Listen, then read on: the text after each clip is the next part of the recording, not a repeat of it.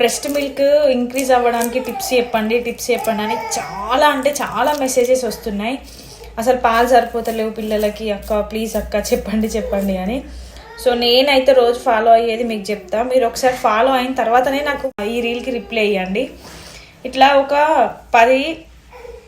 10 నుంచి 12 వెల్లుల్లి తీసుకొని పొట్టు తీసుకొని పక్కన పెట్టుకోండి. సో ఇవి ఇక్కడ చిన్నగా ఉన్నాయి కాబట్టి నేను 14-15 తీసుకున్నా. ఒకవేళ పెద్ద గడ్డలు అయితే ఒక 10 తీసుకున్నా సరిపోతుంది. సో వీటిని అయితే పొట్టు తీసుకొని పక్కన పెట్టుకోండి. అన్నం వంపుతాం కదా, సో వాటర్ అన్ని వంపినేసిన తర్వాత ఇది ఉమ్మగిలడానికి మనం పొయ్యి మీద పెడతాం కదా ఇప్పుడు 5 మినిట్స్.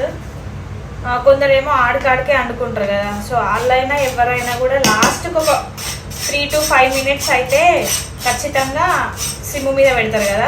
పెట్టుకున్నాక 5 మినిట్స్ కొంచెం అన్నం ఇట్లా అని ఇందులో వేసి పెట్టాలి.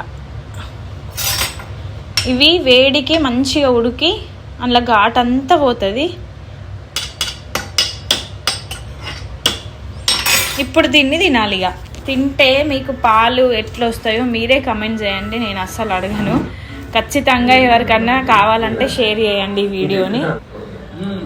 నచ్చితే లైక్ చేయండి.